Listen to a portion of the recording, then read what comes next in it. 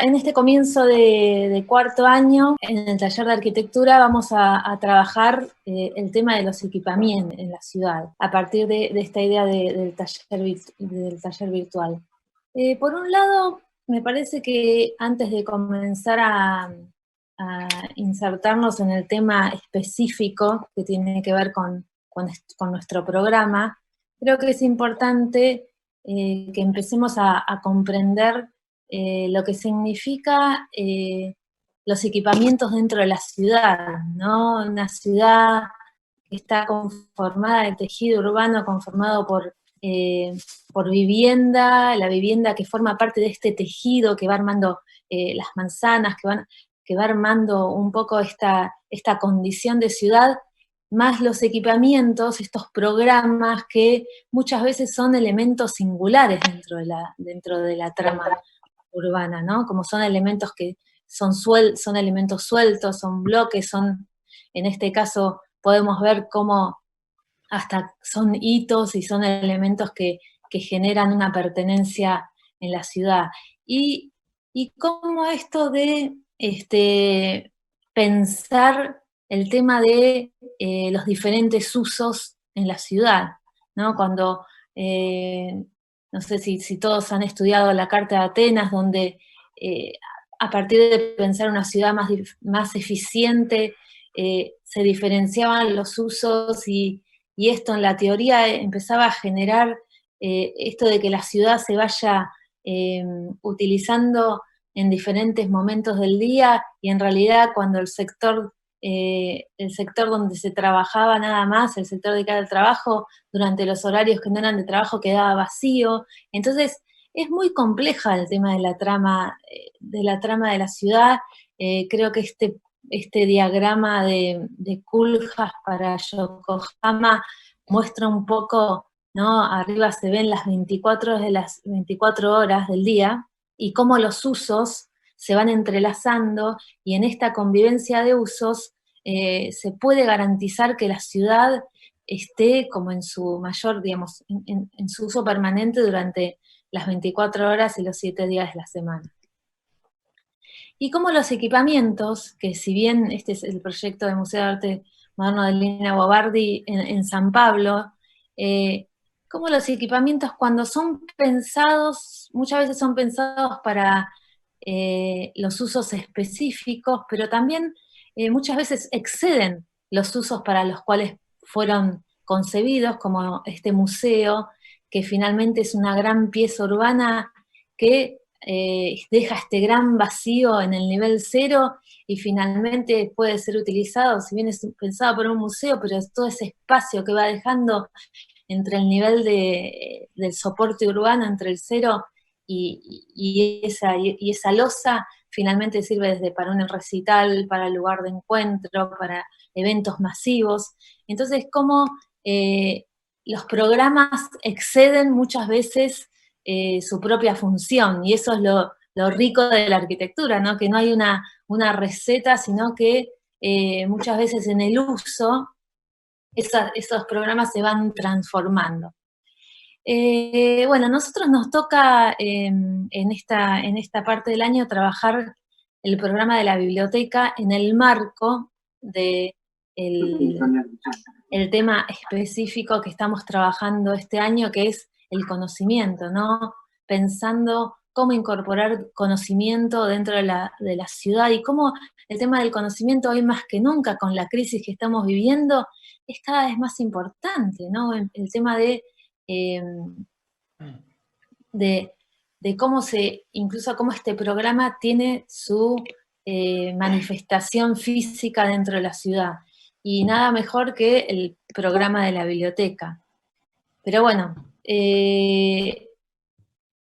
un poco el programa de la biblioteca surge, como habíamos puesto en la ficha, las primeras manifestaciones son en Nínive esta intención de generar un contenedor o un lugar para empezar a aglutinar el conocimiento, empezar a aglutinar la historia, y Y fíjense cómo los soportes para aglutinar ese conocimiento van variando, ¿no? Desde estas tablillas de arcilla con la escritura cuneiforme, entonces cómo los soportes van cambiando, y estos espacios al principio son pensados como espacios para resguardar el conocimiento y la historia. Y cómo esto va evolucionando, no vamos a hacer en esta charla una evolución porque es larguísima, realmente me puse a estudiar desde los comienzos de este programa y la evolución es realmente bastante como muy ardua, y creo que es interesante ir como mostrando como pasos o ciertos ejemplos de algunas eh, como ciertos ejemplos específicos y emblemáticos en la evolución de este programa. Y es así como también la Biblioteca Laurenciana, que es esta biblioteca para el complejo San Lorenzo, en donde esos espacios eran concebidos como lugares de introspección, como lugares donde los eruditos tenían que ir, concentrarse. Ese mueble diseñado por Miguel Ángel, obviamente ustedes seguramente conocen como la parte de la planta baja y el acceso que está diseñado con esa escalera famosa, que no la vamos a mostrar ahora, sino que vamos a mostrar este espacio longitudinal, como bastante con esa luz difusa que le entra, con esa cualidad de espacio para el estudio, donde cada mueble, cada uno de estos espacios parecen como los asientos de las iglesias, ¿no? Era pensado de una manera bastante particular. Fíjense cómo está el manuscrito escrito en la parte lateral, cada tema, cada temática, eh, cada especialidad que iba a ser desarrollada en cada uno de los libros que estaban encadenados y puestos en ese mueble. Es decir, había todo un diseño desde, bueno, no sé si desde la ergometría, pero la gente se sentaba ahí y eran las temáticas y después agarraba cada uno de estos libros. Está todo pensado en relación al uso del libro, que en ese momento eran manuscritos, y a la vez pensando que el usuario era un usuario bastante específico, bastante acotado. La relación con el usuario era completamente distinta. Y cómo este es otro punto de inflexión dentro del diseño de las bibliotecas. La biblioteca, perdón, acá me confundí, no se llama la Laurenciana, la biblioteca de Estocolmo de Asplund, en donde Asplund, bueno, era un arquitecto que comenzaba a ser un arquitecto moderno, y entonces a partir de la abstracción de las formas comienza a trabajar, pero él también empieza a trabajar el muro para incorporar los libros, e incorpora esta idea de que el usuario empieza a tomar el libro de una manera más libre. Fíjense, ¿no? Y cómo se genera también, sigue apareciendo esta idea de el espacio silencioso, con la luz cenital, con estas condiciones casi místicas, ¿no? De la lectura y de la concentración que aparecen en las bibliotecas. Y un poco esta idea entonces aparece de la espacialidad, y acá estamos con esta biblioteca que todos ustedes conocen porque les ha tocado analizar en el trabajo de estructuras, que es la biblioteca de Exeter de Luis Kahn, en donde es una pieza casi pristina en el paisaje. Esta es una biblioteca concebida para la Phillips Academy, que bueno, es una biblioteca para estudiantes, y en donde se puede ver claramente en el corte, como ustedes habrán estudiado, un sector muy definido y muy claro para el guardado de libros, y un sector en su perímetro para lectura, unidos por este gran espacio que comienza a percibirse desde el primer nivel, a partir de estas escaleras que son como un recorrido, y este espacio que está iluminado cenitalmente y donde se puede ver la escala del edificio, y podemos ver allá todo lo que son el guardado de los libros, un poco como ese anillo donde no les llega tampoco la luz, porque son libros que están protegidos también del tema de la luz. Y estos espacios que están diseñados especialmente para que el estudiante vaya, lea, tenga esa iluminación acotada que viene desde arriba, y ese mueble que está diseñado junto con la ventana, ¿no?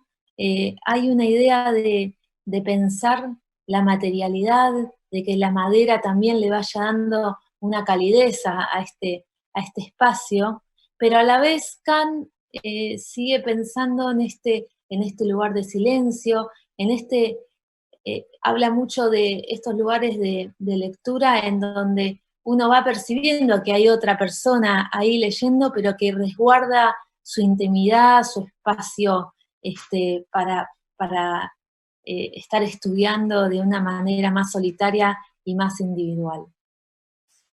Y acá es donde creo que este es un ejemplo, que es de la biblioteca de Seattle, en donde comienza como a entrar en crisis los programas específicos, ¿no? Y empieza a tomar valor el espacio intersticial o el espacio de interfase entre los programas específicos y los programas no específicos. Y acá también es donde hacemos el gran salto, ¿no? En los 90, donde empieza a haber un desarrollo con el tema del soporte digital, y empieza a entrar en crisis el libro como tal, el elemento físico del libro, y empieza a tomar valor lo digital, y entonces Culfas dice que la información se puede ver desde cualquier plataforma, ¿no? Y se puede almacenar también. Entonces, en un sitio donde también piensa como que el edificio es un elemento icónico, entonces a partir de analizar a partir del sitio desde dónde lo voy a ver, de dónde lo voy a percibir, ¿no? Como esa pieza casi escultórica y como un hito dentro de esa trama urbana. Y a partir creo que es interesante, y creo que es un momento en el que ustedes están transitando en este momento, que es analizar el programa arquitectónico, ¿no? Cómo lo que ven a la derecha es el programa tal cual fue otorgado antes de realizar el proyecto, que es el programa de necesidades de la biblioteca. Y cada uno de esos colores significan diferentes partes del programa, desde el gris del estacionamiento, el azul es el turquesa es de los libros, todo lo que tiene que ver con el color rojo tiene que ver con la parte administrativa, lo marrón tiene que ver con el espacio público. Entonces, ¿cómo empiezan a hacer un análisis de ese programa? Un análisis ya pensando casi en el proyecto, pero como con intención. Creo que eso es interesante, porque muchas veces nosotros les pedimos que analicen el programa, pero atrás de ese análisis tiene que haber una intención, tiene que haber una mirada crítica.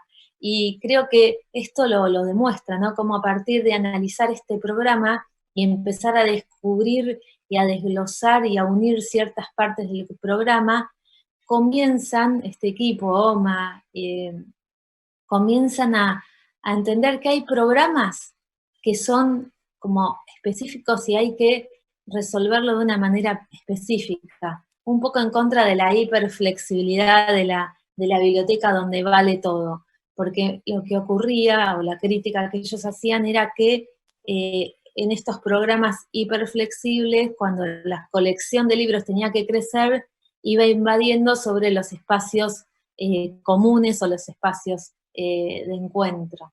Y entonces, a partir de una síntesis de ese programa, en donde comienzan a aparecer como cajas más sólidas los programas específicos, ¿no? Las plataformas, los lugares de administración, la caja más grande que es lo que ellos llamaban el espiral de los libros, donde estaban ubicados la parte celeste del programa que eran todos los libros, y cómo esos programas, ¿no? Acá se puede ver un poco cada uno de los programas de las cajas específicas, estaban unidos por este espacio y envueltos en esta piel transparente, eh, y se iban generando estas situaciones donde están bien diferenciados los programas específicos con su resolución, con su complejidad, y los programas no específicos en donde iban a pasar un montón de cosas y que él hasta lo pensaba casi como un shopping, ¿no? Como estos lugares de encuentro, como estos lugares interiores donde el usuario era muy libre y podía pasar un rato, tomar un libro,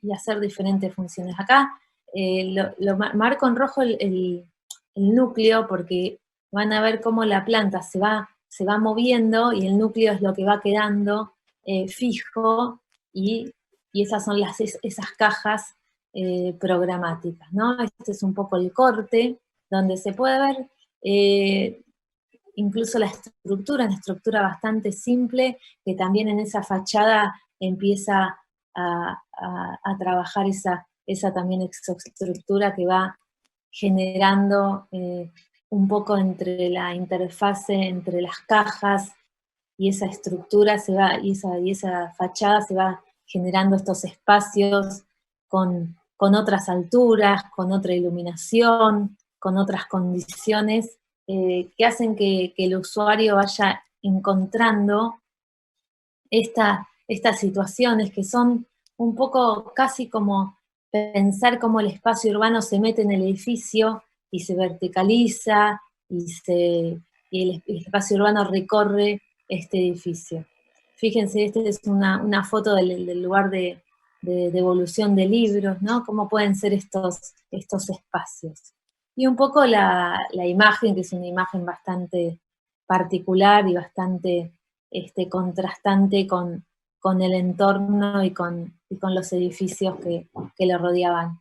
Y acá en una de las, digamos, en uno de los libros que estuve ahí un poco analizando, que era este diseño de bibliotecas, hay como una comparación entre el lugar de exhibición de Cannes, ¿no? El lugar de lectura de Cannes, un lugar con mueble fijo, con especificado, ¿no? Para que una persona se siente y lea, comparado con lo que se llama la mixing chamber, como la cámara mixta de Culjas, que es también un lugar de lectura, de intercambio, pero que tiene muebles móviles, que se puede adaptar, que puede ser, que está muy integrado al espacio, digamos, fíjense la diferencia entre ambas situaciones, ¿no? Con igual varias décadas de diferencia entre una y otra, pero cómo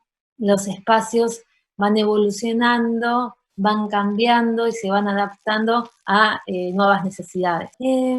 Este ejemplo me gustaba mostrarlo y me gustaba contarlo, aunque es bastante polémico, que es el proyecto de la biblioteca en el Parque España de Giancarlo Massanti y su equipo en Medellín, Colombia. Creo que es interesante contar este proyecto en el marco de una política muy fuerte de parte del alcalde de ese momento, Fajardo, que empieza con la intención de hacer esta idea de acupuntura urbana, en donde a partir de empezar a incorporar equipamientos en sectores muy vulnerables dentro de los sectores de las afueras de Medellín, empieza a generar un impacto positivo dentro de la zona. Y entonces, a partir de incorporar equipamientos culturales, obviamente cuando uno comienza como a indagar, siempre están como las quejas de la comunidad que dice, bueno, es más necesario un hospital que un espacio cultural, y bueno, y ahí empieza como todo el tema bastante, bueno, que no nos vamos a meter ahora, que es bastante complejo de, bueno, cuáles son los equipamientos necesarios para que una comunidad pueda superarse, ¿no? Y en este caso, la idea de empezar a incorporar espacios como bibliotecas, como lugares de exhibición, como lugares que puedan empezar a incorporar cultura y conocimiento dentro de estos sectores vulnerables, era importante para este plan de desarrollo de Medellín. También en relación con una nueva infraestructura de transporte, de servicio, digamos, estaba enmarcado dentro de un plan maestro que tenía que ver con digamos, un desarrollo mayor.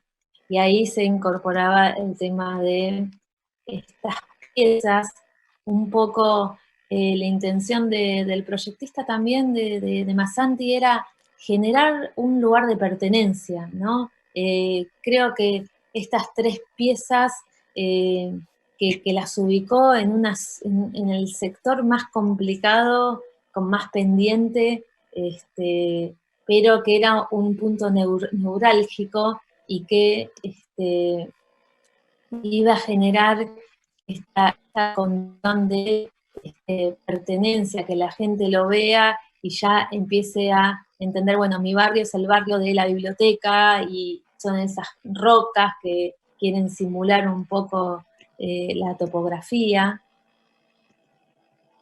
Y cómo cada una de estas rocas, cada una de estas piezas va teniendo programas diferentes, ¿no? Como la biblioteca ya no es solo una biblioteca, sino que está acompañado por un auditorio, por aulas de capacitación y talleres, es decir, que ese programa se va enriqueciendo y va incorporando nuevos temas y nuevos programas que van intercalándose, interrelacionándose con el programa propiamente dicho de la biblioteca.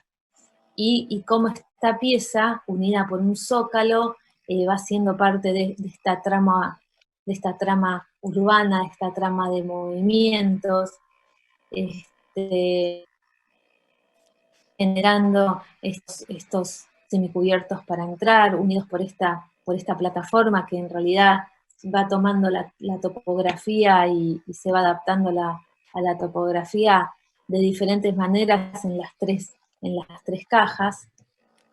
Esta es un poco la planta, ¿no? Esta es un poco la imagen para que vean lo que era, ¿no?, la zona, el sector, y creo que es interesante ver un poco los videos de la gente, de los usuarios, cómo agradecen tener este equipamiento cultural que hace que vayan como superándose y que vayan teniendo también un lugar de encuentro, que eso es importante, ¿no? Como generar un lugar de encuentro para la sociedad que tan importante es, y también generar También es interesante comenzar a ver algunos ejemplos. Este ejemplo a mí me parecía muy interesante, de Álvaro Siza. Álvaro Siza es uno de los arquitectos más reconocidos de Portugal, con su arquitectura blanca y su arquitectura muy simple, una arquitectura que tiene más que ver con los recorridos, con lo fenomenológico, que cuando uno intenta entender sus plantas, siempre, justo estas bastante simples, pero siempre las plantas son más difíciles de entender en la abstracción y son más interesantes desde los recorridos. Esta era una biblioteca que tenía que estar ubicada en esta franja entre lo que es el río y la trama urbana de Viana do Castelo, en Portugal. Y me parece que es muy interesante porque cómo trabaja con los vacíos, ¿no? Cómo Sisa empieza a pensar este edificio separando el programa en dos partes. Una parte es ese anillo que se ve en la parte superior, que es la biblioteca específica, y la otra parte que es el apoyo, esa E que está apoyada en el suelo, que es un sector más de apoyo, donde se generan los ingresos, pero también se genera un sector de administración, de aulas, que tiene más que ver con el apoyo de la biblioteca y no con el programa específico de la biblioteca.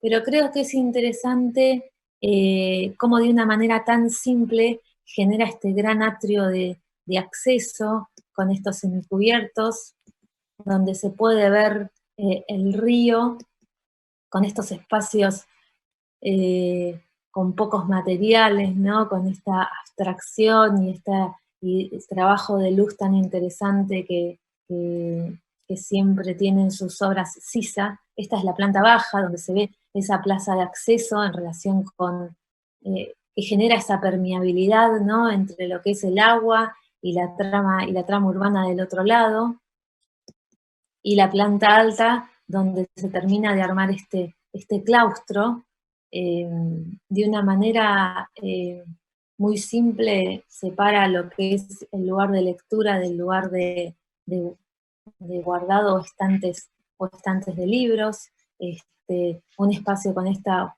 luz cenital, donde en realidad es un espacio totalmente flexible, separado por mobiliario, ¿no? Si uno se pone a analizarlo. Y la relación entre lo que es el agua, los vacíos, y cómo tuvo que, digamos, esta pieza, que era una pieza de 40 metros por 40 metros, a partir de trabajar con unas vigas de un nivel de altura para poder sortear y no tener ningún apoyo y poder generar esta permeabilidad y esta situación de marcar ese paisaje que lo rodeaba. No, esta es un poco la imagen, una imagen muy simple, muy pura, casi contrastando con la biblioteca de Seattle que veíamos antes, ¿no? Esto es una imagen mucho más abstracta y mucho más simple, pero que también logra un montón de cuestiones en esta resolución. Otra cosa que me interesa que veamos y que charlemos y que analicemos es cómo estas piezas comienzan a trabajar con el paisaje y con su medio urbano, ¿no? Y con su soporte urbano. Un poco cuando nosotros hacemos y les pedimos a ustedes que hagan un relevamiento del sitio, un poco como hablaba antes del programa, es importante que hagan un relevamiento consciente y muy atentos a esas condiciones del sitio. Hay una anécdota muy interesante, bueno, que ahora me vino, que no estaba en una parte de la charla, pero que también tiene que ver con Álvaro Sisa, que cuando hace su proyecto en Rosario, él va al sitio. No sé si ustedes fueron a Rosario, creo que sí, porque están en cuarto, me parece que sí, cuando fuimos, que vimos su proyecto del ayuntamiento en Rosario, y él hace un relevamiento de cómo es esa calle a donde tenía que dar ese proyecto. Era una calle llena de plátanos, una sombreada, bellísima, y cuando, antes de que él vaya, digamos, él fue, recorrió, lo vio, y antes de empezar la obra, el intendente dice, no, hay que dejar todo limpito, saquemos estos árboles, y claro, cuando vuelve, él había pensado las vistas hacia las copas de los árboles. Entonces, a lo que voy es que como arquitectos no solo tenemos que tener una visión objetiva del sitio, entender la foto aérea, entender sus bordes, entender sus condiciones, sino también hay que entenderlo de una manera también sensible, ¿no? Cómo es el verde, cómo es la orientación, cómo es la acústica, cómo de incorporar el tema del paisaje y todos los datos urbanos, ¿no? Un poco lo que hablaba recién, de cómo en el relevamiento es importante tener la visión, digamos, objetiva, pero también la visión sensible del entorno. En este caso me parece que este proyecto de la Biblioteca Nacional, de todo el equipo, Clorindo Testa, Bullrich, Alarcia, cómo la implantación,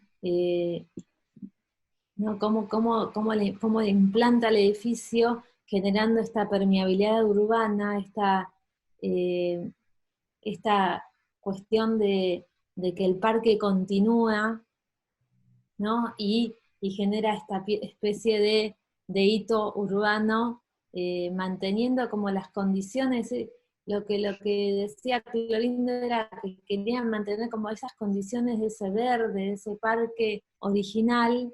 Entonces como esta pieza está como, las decisiones están tomadas de acuerdo a esa condición, ¿no? Y la estructura va respondiendo también a esta condición, estas cuatro patas escultóricas, brutalistas, con esa pieza que es la sala de lectura casi dominando todo el paisaje, con una cuestión funcional en donde eleva las salas de lectura, cuelga esas piezas que son esos programas más inespecíficos, bueno, de auditorio, de bar, y entierra todo el sector de depósitos de libro, una decisión programática bastante fuerte y diferente a lo que se venía haciendo. Acá se puede ver en el corte, están torcidos porque son los cortes originales, y se puede ver esa permeabilidad y esa cuestión de cómo responde a lo urbano y al paisaje desde digamos, la escala más metropolitana, más del auto que pasa, que uno puede ver esa pieza ahí asomándose, pero también, ¿no? Acá se ve, pero también desde esto de querer marcar ese verde, de querer marcar el paisaje urbano, ¿no? Que se ve tanto en este dibujo de Clorindo como en la foto de Daniela McCaden, ¿no? Esta idea de generar esta plaza, que finalmente es una plaza de encuentro, la sala de lectura, también con la luz cenital, ¿no? Y como otra manera de trabajar el tema del paisaje o de insertarse en el tema del paisaje, este proyecto que es el Kunsthal, que ya lo deben conocer de Kulhas, que no es una biblioteca, pero me parecía que era interesante como ver esos dos contrastes de cómo se insertan estos equipamientos en el sitio y cómo se va entendiendo el sitio, ¿no? Las vías de tránsito, los espacios verdes, la relación con los futuros programas, ¿no? A partir de este parque diseñado por Yves Buñuel, en donde eh, el, el- el edificio es casi como una bisagra entre esas vías de comunicación y el verde, pero el edificio es una pieza que acepta esos recorridos y que, así como veíamos en el proyecto de Seattle de Kulhas, cómo el espacio urbano se iba verticalizando y se iba metiendo en el edificio, en esos intersticios. Acá en realidad el espacio urbano se atraviesa el edificio para unir una parte con otra, y ese edificio también está atravesado por esta calle vehicular de acceso, donde accede también el servicio y donde se corta como un tajo y, y la infraestructura vial como que es parte del proyecto, y a la vez este camino o esta rampa peatonal, acá es una foto donde se cruzan los dos, esta rampa peatonal, este camino que va uniendo desde el acceso hasta el parque, ¿no? Acá se pueden ver como el cruce de los dos en diferentes niveles, la imagen desde la calle, eh, y la imagen, ¿no? Desde el parque, cómo se pueden ver estas condiciones, como los cortes, que son casi como tomografías, ¿no? Donde se ve de un lado cómo cruza esa circulación, pero después paralelamente podemos ver cómo se van van apareciendo las diferentes funciones, en este caso los auditorios. Y creo que es importante la representación, ¿no? Cómo se cuentan estos proyectos, ¿no? Cómo se representan. Esta es una manera muy interesante de poder verlo. Este es el recorrido de este edificio complejo, una imagen desde el parque, ya donde se puede ver como esa condición de la transparencia, ¿no? Como también el juego de los planos, ¿no? Que mucho más opaco para los sectores que son más de ruido y más digamos, de unas condiciones diferentes, y cómo se va abriendo y se va generando estas condiciones de visuales hacia el parque. Y ahora les voy a contar brevemente este proyecto que ya se los había contado, pero que ahora que están transitando y empezando a trabajar el tema del programa de biblioteca, tal vez sea un poco más útil, ¿no? Este proyecto ubicado en un sector que también la intención era cambiar la condición de un sector más industrial a un sector más cultural, y entonces a partir de incorporar un equipamiento diferente, está la biblioteca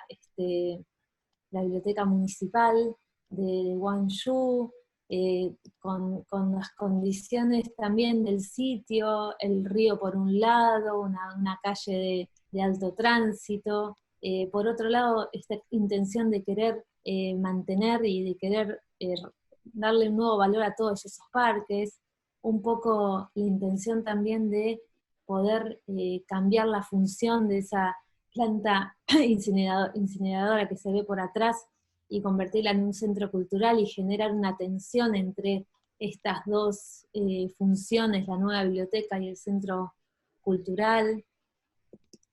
Y cómo lo que hablábamos hoy, ¿no?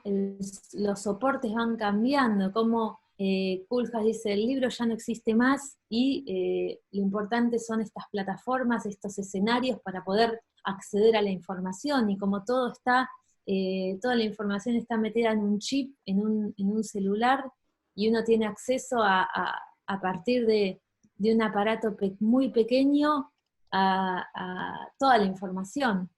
Y un poco, creo que me gustaban estos dibujos porque a partir de analizar el programa, de analizar el sitio, las opciones eran infinitas. Desde pensar en esta biblioteca aterrazada, en donde los libros podían ser el soporte de ese espacio de lectura, que se ve acá abajo a la derecha, hasta pensar en una caja compacta, ese dibujo que se ve en el medio, donde aparecían todos esos libros, todos estos espacios, y el espacio intersticial era el espacio del usuario que estaba de una manera como más libre y iba recorriendo el edificio. Y bueno, y varias maneras de pensar un mismo programa. Digo, ustedes son 100 más o menos. Bueno, está bien, es un trabajo en grupo, pero van a aparecer un montón de variantes de proyecto.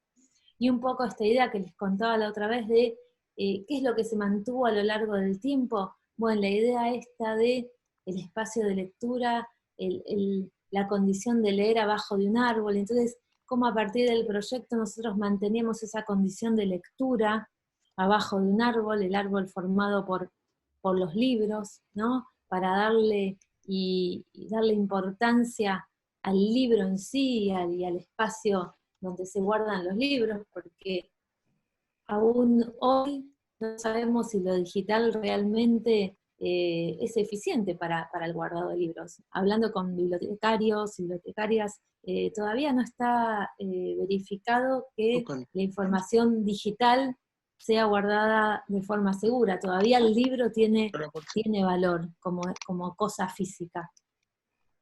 Entonces, como la idea también de mantener esta condición de parque, esta condición de verde, generando esta topografía que se desdobla y por la parte inferior se puede como entrar y recorrer todas las funciones y las actividades más públicas de la biblioteca, y el parque pasa a ser una expansión de estos lugares de lectura, tratando de que la pieza esa sea como un elemento dentro del parque, que no invada el parque, sino que apenas lo toque, o que tenga como una cuestión de elemento puntual, ¿no? Que se convierta en un elemento puntual, y, y cómo en la planta baja se puede ver como la conjunción de todos los derroteros, todas las circulaciones, incluso la unión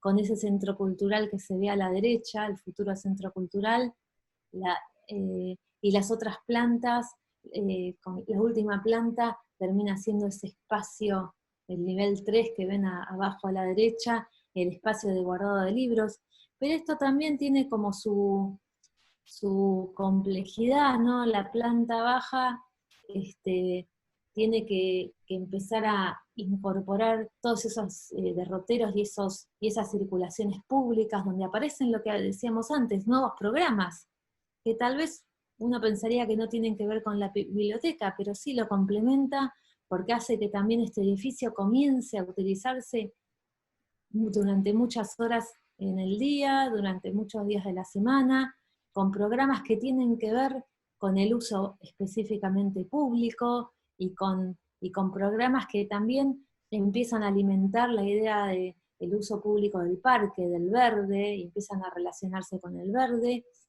y también con cuestiones que tienen que ver con lo funcional. El núcleo que se ve pintado de amarillo es el núcleo público, es el núcleo que recorre los 3 niveles del edificio y que se toma desde este espacio muy público, y a la vez el núcleo naranja es el ascensor de empleados, pero también aparece un ascensor que es un ascensor específico de libros, ¿no? Que se relaciona también con el lugar de préstamo de libros, y con el lugar de depósito de libros en la planta superior. Entonces hay varios accesos, el acceso principal, el acceso público, pero también existe este acceso de servicio, donde hay un sector de carga y descarga de los libros, pero también hay un estacionamiento para la gente que va a trabajar en ese lugar. Entonces, fíjense cómo una planta que parece muy simple tiene que empezar a incorporar cuestiones funcionales, ¿no? Cuestiones que tienen que ver con empezar a separar diferentes tramas y fluidos y movimientos. Y cómo esos núcleos, ¿no? van apareciendo en esta planta, que esta es la planta de la sala de lectura, en donde en esta sala también tienen que llegar los libros de la planta superior, pero también tiene que llegar el público, y cómo hay 2 elementos, estos puntuales, pero también hay un recorrido que tiene que ver con un recorrido que pertenece a otra dimensión, ¿no? Un recorrido que es más, digamos, más descansado, esta rampa, esta especie de escalinata, grada, que tiene que ver más con un paseo, con una cuestión de incentivar el uso peatonal también, de poder unir 2 niveles de una manera diferente, no a través de un núcleo puntual. En general, el núcleo de ascensores se utiliza más para personas que tienen alguna dificultad, pero se incentiva y se estimula el uso de la escalera, ¿no? Y la idea de cómo estos núcleos también llegan al último nivel, un público muy pequeño y muy controlado llega a ese nivel, pero ese nivel es específicamente del sector administrativo, de oficinas, con lugares de reuniones, con una relación muy directa con los libros, que también van a ser restaurados y van a ser guardados ahí, y van a ser llevados a través de ese ascensor puntual a los diferentes niveles. Y es importante, hay programas en donde lo funcional tiene un peso importante. Y en este caso, tal vez uno se lo pueda cuestionar y pueda como pensarlo, pero es un tema a tener en cuenta.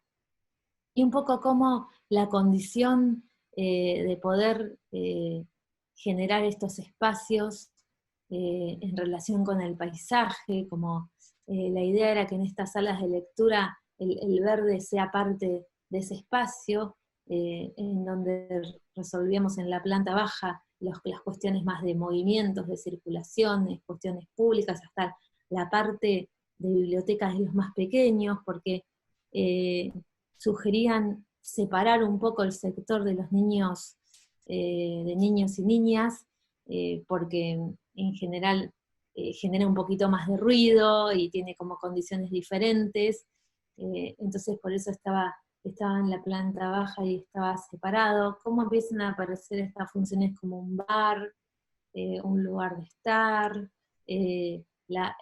Como decía antes, esa grada que también es un lugar para sentarse, para leer, para encontrarse. Y como la pieza esta también se comienza a ser un precedente, un hito, un referente, perdón, no un precedente, en ese parque, ¿no? Y con una resolución en cuanto a la estructura de ese techo con unas vigas de un nivel de altura, tipo Vierendel, soportadas por esas columnas también un poco eran, emulaban un poco los troncos de esos árboles, ¿no? Acá se ve un poco el despiezado, donde también se tenían en cuenta las condiciones de sustentabilidad, el tema de, bueno, las condiciones de cuidado del ambiente a partir de pensar en recolectar agua en el techo, recolectar agua de lluvia en el techo, eh, poder generar estas condiciones de verde en ese zócalo, que en realidad los techos de ese zócalo de planta baja estaban cubiertos por verde y se mimetizaban con el paisaje. Un poco lo que decía esto de las columnas que están soportando esa estructura, una estructura que no está como vista en cuanto a lo tecnológico, porque aparece como algo abstracto, pero que sí está resuelto de una manera tal vez un poquito más compleja y que responde a la complejidad del programa y de lo que se quería lograr en cuanto a lo espacial. Y bueno, y ahora estamos acá, ustedes con este desafío de poder sumergirse en en este nuevo programa, que es la biblioteca. Como siempre, me parece que siempre es importante recordar que todos los años trabajamos en el taller un tema, ¿no? Un año fue la movilidad, otro año el espacio público, la sustentabilidad, patrimonio. Este año estamos trabajando con el tema del conocimiento, en esta área, ¿no? del BIM, es un área bastante, que tiene con muchas capas y muchas huellas históricas, que había sido un centro clandestino, y ahora se empieza a tener otras funciones, la extensión de la UNLP, y cómo este equipamiento va a ser parte de este campus universitario, eh, donde también nosotros trabajamos en cuarto año en este sitio, pero me parece que es importante que todos seamos conscientes de lo que se está haciendo en todos los años, ¿no? En este año, en esta parte del año estamos trabajando con equipamientos, y cada año va tomando un sitio diferente con diferentes equipamientos, desde el pabellón en primer año, el Museo de la Memoria en tercer año en relación con el eje 51-53, el jardín maternal en segundo, la biblioteca en cuarto, y todo va acompañando esta idea del parque lineal, que va cosiendo, el parque lineal con el tren universitario que va cosiendo todos estos equipamientos. Entonces, bueno, ahora voy a dejar de compartir pantalla. Invito a todos los docentes a que hagamos un intercambio y ver si surge alguna pregunta del proyecto, incluso empezar a ver cómo digamos, algo que es tan, tan difícil, que es empezar a ver cómo comienza un proyecto, ¿no? Cómo abordar la problemática del proyecto, desde el programa, desde el sitio, desde el tema. Creo que ahí me gustaría también que prendan los micrófonos ustedes y que surja un poco este intercambio y estas dudas que también nos pueden enriquecer a nosotros como docentes. En principio deberíamos explorar un poco la ficha y ver a ver qué está en el programa, cómo leemos eso que está puesto ahí, y para poder empezar a hacer más preguntas, ¿no? Sí. Y me parece que creo que es importante cuestionarse siempre, digamos, si uno puede arrancar a partir del programa, por ejemplo, ¿no? Nosotros les damos un programa y en realidad lo sugerimos, ¿no? Pero tal vez de parte de ustedes descubren que hay algo que falta o que nos faltó, digamos, tener en cuenta alguna cuestión, entonces también esa ida y vuelta nos parece que es interesante. Incluso también cómo interpretan ustedes desde su generación el programa de biblioteca, qué significa para ustedes una biblioteca, tal vez es diferente para nosotros, ¿no? Porque es un programa que está mutando todo el tiempo, que se realimenta, se modifica, entonces creo que el programa tiene muchísimas cosas muchísimos temas para ir como desglosando o ir intercambiando. Incluso, bueno, lástima que ahora no podemos porque estamos en este momento de confinamiento, pero creo que también da para hablar de cómo afecta este momento, este programa, ¿no? Este momento donde estamos acá y la biblioteca estaría buenísimo. Bueno, ya de hecho la biblioteca de la facultad funciona digitalmente, entonces, bueno, lo digital comienza a tener muchísimo más peso, pero nos hubiese gustado hacer algunas recorridas, a ver algunos ejemplos. El otro día en la comisión, de lo que hablábamos, es de que gran cantidad de los ejemplos y de las bibliotecas que uno tiene como referencia arquitectónica son como, más que nada, condensadores sociales. Claro. Y casualmente están en lugares donde el clima es muy riguroso. Es más difícil, digamos, es un lugar donde en el invierno la ciudad no existe, es como una cuarentena donde tiene, entonces los gimnasios y las bibliotecas son el lugar de condensación social, es donde uno puede salir. Por eso, generalmente como la de Seattle, donde hay un clima muy riguroso, todas las de Alvar Aalto en Finlandia, las de Asplund, que son todos países nórdicos, o en Japón, digamos, es más difícil encontrar un ejemplo de biblioteca en un lugar cálido tipo Centroamérica. Y cuando hay, son justamente para generar una inclusión social, como el caso de la que mostraste de Colombia. Sí, de Masanti, sí. La de Masanti. Entonces, generalmente el buen ejemplo de biblioteca, la que uno toma como ejemplo, es la que está pensada como un condensador social, donde integrar el conocimiento, el esparcimiento, digamos, es como una cuestión que va más allá incluso del programa, tiene mucho más que ver con la ciudad en algún punto, y con el elemento al que toca. También hay muchas referentes que son de universidades, ¿no? Digamos, tanto la Totalmente. Laudiana como Exeter son específicas Exeter. de un lugar. Entonces, en nuestro caso, se combinan las dos condiciones, porque es de la universidad y también es como un condensador social, porque todo el sitio ese tiene una cuestión de ciudad, de integración, está en un borde, uno no sabe si es Ensenada, si es La Plata, si es Berisso, si estás en el bosque, si estás en la ciudad. Entonces, también hay toda una cuestión analizable que por ahí podría hay ahí un lindo punto de partida desde ese lugar con lo que tenemos que hacer. Que resultaba interesante como análisis de lo que surgió. Sí, el sitio urbano tiene, si vos lo estudias un poco, tiene como carencias culturales, ¿no?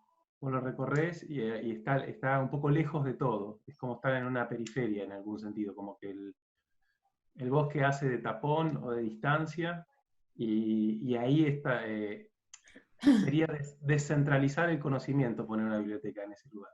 Sí, me parece que los bordes, o sea, la vía, que en este caso estaría reemplazada por el parque lineal y la presencia ¿cómo se llama?, del ferrocarril, del tren universitario, que me parece que es la que un poco cosería un poquito. Supongo que también si tuviéramos la oportunidad del desarrollo del plan estratégico, el otro día Marcos marcaba el tema del asentamiento muy grande que hay atrás de lo que es Cerámicos La Plata, o sea que también suponemos que ahí debería haber una renovación urbana, como tal, como parte del proyecto, más lo que implica el barrio del Dique. Hay toda una potencialidad de uso por fuera de lo que es la universidad, así como marcaba Nico, el tema del bosque, el tema de la petroquímica, el tema, ¿cómo se llama?, o sea, como los bordes terminan como estando marcados como muy definidos, y donde hay como líneas de conexión bastante marcadas, como es la 52, la 122, o el otro día marcábamos Exacto. la 125. En la parte de atrás sería digo, si tomamos como entrada la 122, donde está el hospital, donde era el hospital naval, que ahora es el hospital del Dique, digo, hay como líneas de conexión fuertes y mucha potencialidad de articulación, me parece. Sí, yo tenía ganas de hacer, con respecto a esto que vos comentás, Fer, sexto año está analizando con bastante en profundidad la zona, entonces quería hacer por lo menos aprovechando esta era digital, un videíto muy pequeño de una explicación de todo el análisis que ellos están haciendo del sitio, porque me parece que les va a ser muy útil. Porque sí. Una cosa es ver el sitio tal cual está hoy, y otra cosa la foto de Google imaginar, claro, la otra cosa es imaginar lo que vos decís, la potencialidad de este sitio a futuro, ¿no? Sí, también un poco eso tiene que ver con no pensarlo como un edificio aislado, sino con todas las intervenciones que también los otros años están haciendo, ¿no? Con el tema del jardín maternal, del museo, digamos, que son todos como puntapié iniciales y tienen que ver con el pensamiento en conjunto de todo el área, y que no solo va a ser la biblioteca, sino que va a haber otros equipamientos que también van a potencializar este lugar. Y esto me parece que también está bueno, esto de pensar estos programas que, un poco lo que decía Marquitos, estos programas que van alimentando el programa específico de biblioteca. En realidad se llama biblioteca, pero tiene aulas, tiene un pequeño auditorio, tiene bar, entonces hay una serie de programas que están complementando y que hace que la biblioteca hoy sea más ese lugar casi de encuentro social, de inclusión social, aparte de ser como un espacio de apoyo para los estudiantes, ¿no? Creo que es un punto donde se empiezan a mezclar, no es específicamente para los estudiantes, también es para la comunidad que vive ahí en los alrededores. Entonces hay que pensar como el derrame que puede llegar a generar esta inserción, ¿no?, de este nuevo programa. Porque, digo, creo que a mí me gustaba el ejemplo de Masanti, porque en realidad esto que llaman acupuntura urbana, que es a partir de generando o incorporando equipamientos en lugares estratégicos, se va generando un derrame. Entonces es el valor, digamos, un poco este entrelazamiento entre arquitectura y urbanismo, en donde como una pieza arquitectónica puede generar una condición distinta en su entorno. Un poco Nico. También con lo que decía Marco, ¿no? Yo con mi grupo, con mi equipo, No te veo. con mi compañero, estuvimos viendo eso, el tema de la biblioteca de Parque España. Nos pareció súper re interesante ese ejemplo, y a lo que apunta, ¿no? Que un poco también lo que decía Flor era un proyecto por ahí polémico. pero me pareció súper interesante. Y ahora lo que dice Marco también es como que me abre la cabeza y el pensar de que por qué en tal parte del mundo se piensa de una manera con las bibliotecas y para la parte de lo que sería Latinoamérica o más a lo nuestro se empieza como un equipamiento de inclusión social. Entonces eso me parece re interesante. Yo no soy de La Plata y ayer tuvimos una reunión con mi equipo en donde más o menos me ubicaron dónde estamos implantados y todo. Y empezamos como a tener un poco este debate de la función de la biblioteca, que era lo que estaban hablando, y lo que me parece que es el disparador, la función de una biblioteca en el siglo XXI. Y más allá de la parte del acopio de libros y todo, que sí, obviamente es imperativo para que sea realmente una biblioteca, entendíamos que la función de una biblioteca, estoy diciendo mucho biblioteca, es como un punto de reunión para los estudiantes.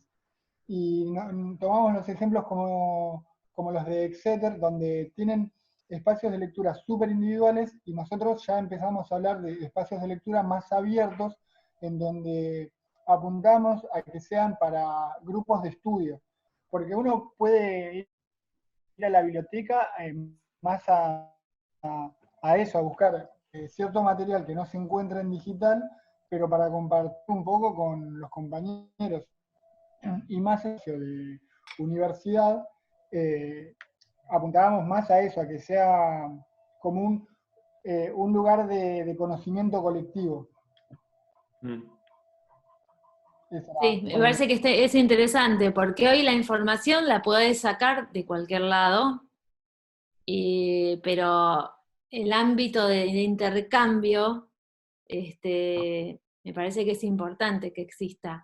Yo no comenté, porque bueno, tampoco tenía que ser una clase bastante corta, pero en la biblioteca de Asplund, de Estocolmo, en realidad se reformó. En el año 2006, o 2008, perdón, hubo un concurso que nosotros participamos, queda menos de un minuto, donde había que ayornar esa biblioteca y hacían hincapié en incorporar esos lugares de encuentro que, la biblioteca, digamos, no los tenía porque no fue concebida pensando en el presente, ¿no? Es de 1920 y pico. Claro. Entonces, creo que es interesante eso que vos mencionás. Y de hecho la Biblioteca Nacional también presentaba ese inconveniente.